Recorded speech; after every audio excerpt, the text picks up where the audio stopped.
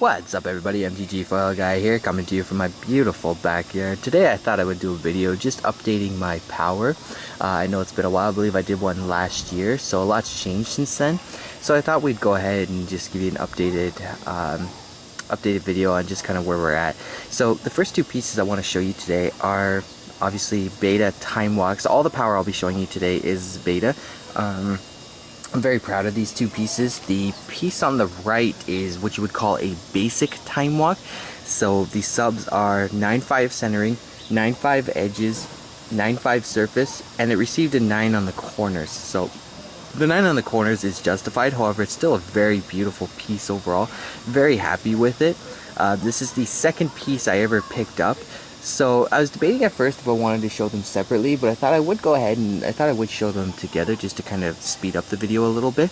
So some interesting facts about the Beta Time Walk. It's one of the most heavily graded cards, and I think that speaks to its iconicness, so just how popular of a card it is. Most people I show this to, whether they're Magic card fans or not, a lot of people say they comment on the art and how beautiful it is. It's different, right? I mean, let's face it, you got two skeletons with clocks for faces going towards the stone hedge, so it's a very iconic piece and it's something a lot of people gravitate towards. I have a feeling that back in the day it was a lot of people's favorite cards as well, so they took good care of this one, hence why there's so many of them. Also too, one of the things you'll notice is and this is why it's a bit easier to grade a time walk, is a lot of the times this is one of the few ones that was actually cut well back in the day. What I mean by that is the centering is actually, for the most part, it's not hard to find a time walk that's well centered. So like I said, the one on the right received 9.5 centering, 9.5 edges, 9.5 surface, and 9 corners. So it's a very beautiful piece. You'll find most of them are like that. Most of the basic 9.5, so of the 40, most of them do have good centering, do have good surface. Where a lot of them find fault is, and this is the case with this one here, a lot of them find fault in the corners or the edges. It's just one or the other. It's very hard to find 9.5s in both of them. Now, having said that, there's currently 110 that's known to exist. It's owned by a good friend of mine.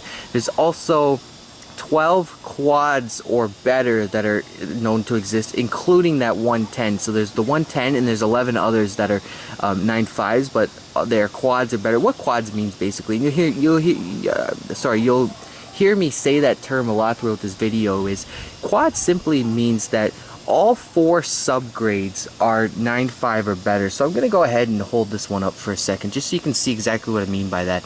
So here, this is what's known as a basic 9.5. It means in order to achieve a 9.5 grade, 3 of the 4 subcategories must be 9.5, which we've achieved here, and then one of the last remaining subcategory cannot be worse than a 9. So for example, if the corners here were an 8.5, this would receive a final grade of 9 and it wouldn't be considered gem mint.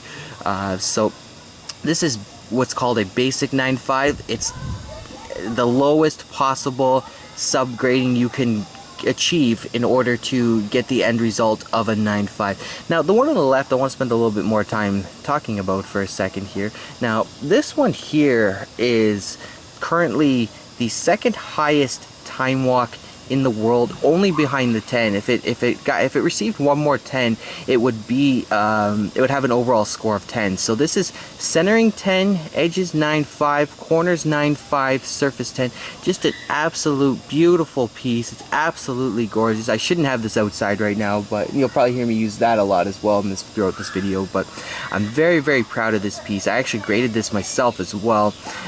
It is tied with one other time walk for second highest in the world, and then everything else below that. So the remaining 38 9.5s are all lower than this. So again, the 10, the owner of the 10 is a good friend of mine. The owner of the other 9.5, in which it has the 210 subs, is also a good friend of mine. So I'm very, very proud to share these cards with those guys.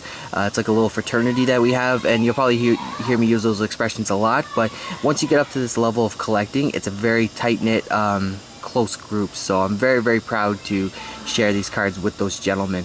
So these are the 2 time walks that I currently own. The one on the right is for sale. If this is something that may interest you, then by all means feel free to shoot me a message and we'll go from there. The one on the left is in my personal collection, and unfortunately it's not going anywhere. it's found its forever home, and that's with me. So moving on, we'll come back with another great piece. Thank you guys. I hope you guys enjoyed this. Like I said, I'm gonna do this in parts, I believe. So this has been the first part. These are the 2 time walks that I own. The one on the right is currently for sale if you are interested. The one on the left is unfortunately not going anywhere, unless I guess I'll put it to you like this: I would have to find an upgrade to sell that one. So we'll leave it at that. This has been MTGFoilGuy. I hope you guys enjoyed the video. Thank you very much.